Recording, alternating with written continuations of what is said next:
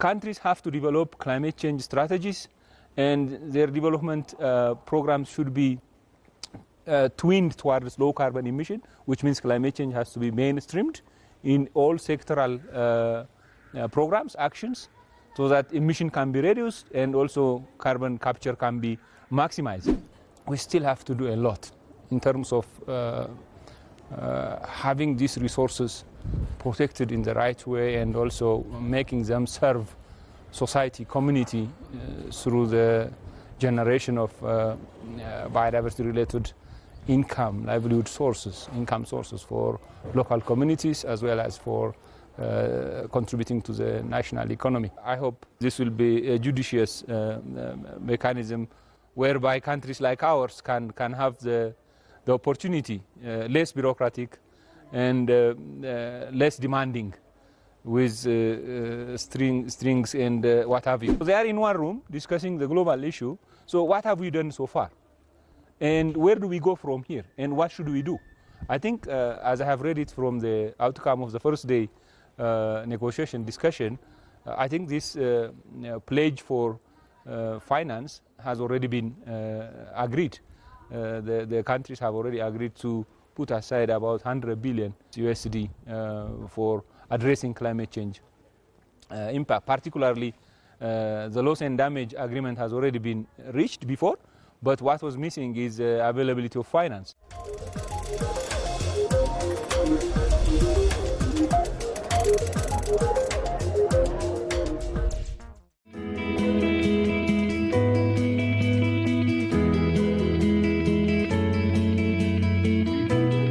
Let me take you back to Ethiopia's situation, especially vis-a-vis its Green Legacy Initiative and the climate resilient green economy. So how has Ethiopia's Green Legacy Initiative contributed to the greening efforts of not only Ethiopia but the Horn region, and how is it being, emulated by others, including African nations, and also how is it being featured at COP28? Very good question, yes. Yeah, again, this is well connected with the explanation I gave you before. So one of the main issues that countries will discuss in the COP28 is what have they done and what progress countries have made. I think I have seen Ethiopia has really showcased the Green Legacy Initiative and its achievements so far in its pavilion in Dubai. So I think that's quite a great achievement and showcasing of what have we done so far. Yeah, again, having 25 billion seedlings planted in 4 years is quite an achievement. All right? So, of course, vis-a-vis the rate of survival, we don't see the impact like in 1 or 2, 3 years. We are planting trees. Trees need time. Okay? Trees are just important components in the ecosystem. So trees have to contribute to the water capture. Trees have to contribute to organic matter return to the soil. Trees have to contribute to the return of other biodiversity species like microorganisms, other plants, small plants, okay, and other wildlife as well. When this is achieved, the full functions and the capacity to produce the required goods and services from the ecosystem will be reversed. So Ethiopia has just laid down the foundations for that. So I think the brunt of climate change will get very much serious and serious year after year from now on. So the impact is also not uniform or similar to other countries, to all countries. So you get the impact, you get the loss and damage based on the level of preparedness that you put yourself in. So in that regard, Ethiopia has really made itself in a good position by planting this much number of trees in its different landscapes.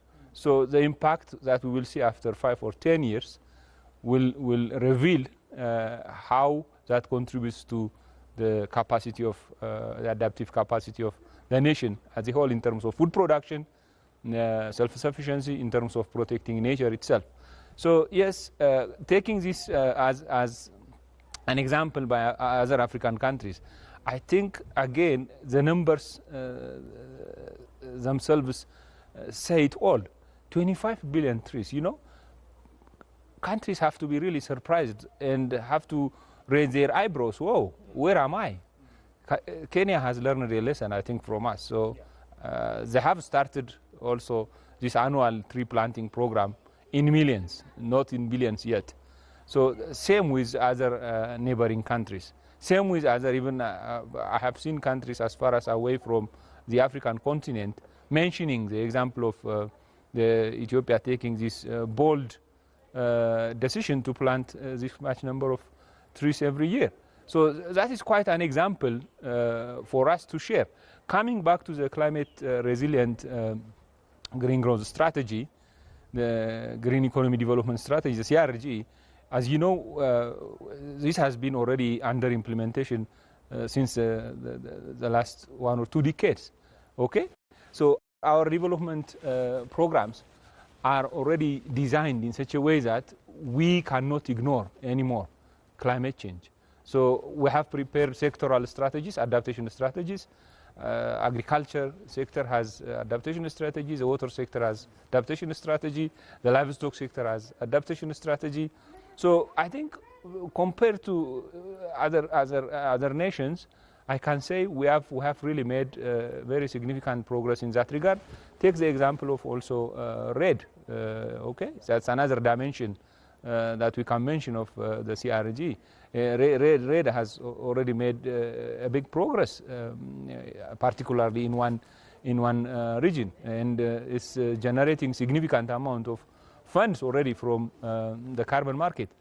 And yeah, I think these are examples that we can mention of what steps we have taken and what examples or experiences we can share to our neighbors and beyond.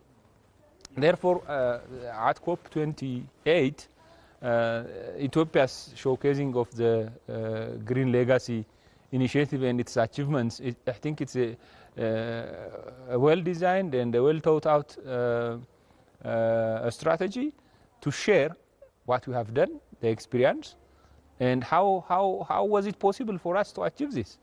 You know, this mass mobilization, the public, the willingness of the public to go out and really take part in this initiative is quite an achievement. Yeah, as it has been already said time and again, which country can really make such level of mobilization year after year to plant? So that's quite an example that we can share. So showcasing this at the COP28 is, for me, it's an exemplary representation of us taking quite pertinent action in addressing climate change impact at national level. Ethiopia is making history in this regard, especially when it comes to greening itself, planting those billions of trees in an unprecedented manner, as you eloquently put it, Professor.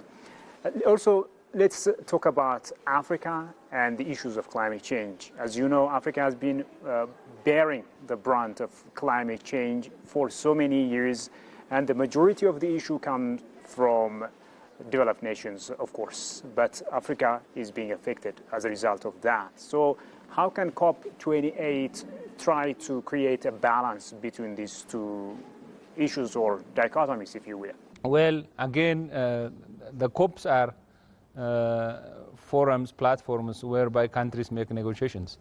There are different groups of nations, interest groups, like-minded groups that have common issues to collectively reflect their views, their concerns to the forum and negotiate also their part of contribution and also part their share of the benefits. Therefore, there is what we call African group, there is what we call the G77 group, this is what we call the LDC group, there is what we call the most vulnerable nations group, the small islands, name it. So in that regard, Africa is positioning itself in negotiating what it needs. Again, in all these kind of negotiations, be it in the CBD or be it in the IPCC, it's all about resources. Africa's problem is not the natural resources. At the moment, we do have huge amount of natural resources of different types, minerals, gases, yeah, okay, natural deposits of hydrocarbons, name it. Yeah, the fauna. Yes, yes. But again, it's a paradox. If we start using these resources, who will really be responsible in increasing the global CO2 or other gas increase in the atmosphere? By any means, if we start developing this. So in order to shift our economic development pathway into low carbon emission and sustainable pathway, by making transformative change in the energy sector, the wealthy countries, the wealthy nations, as they promised, as they are also the most responsible bodies for the climate effect on these developing countries, have to put aside sufficient amount of resources. So that is the main issue of negotiation. If you don't have resource, if you don't have finance, whatever design or strategy you put in place, you to be understood, make resources available for us to take actions, at the same time to take care of our people, our communities. We also have to be able to live decent life like anybody else. Therefore, that balance has to be maintained there. Okay, so the global communities, as I said, particularly the north, yeah, communities in the north have to be truly committed to the pledge they have made. Okay, not only commitment but show an action. I think this COP28 meeting is a meeting of action. What action should each party take? So for us, it's putting workable strategies, implementable strategies in place, both in addressing climate change and biodiversity issues. For them, for the North, availing resources, making debt relief. Okay, most African countries are crippled by debt.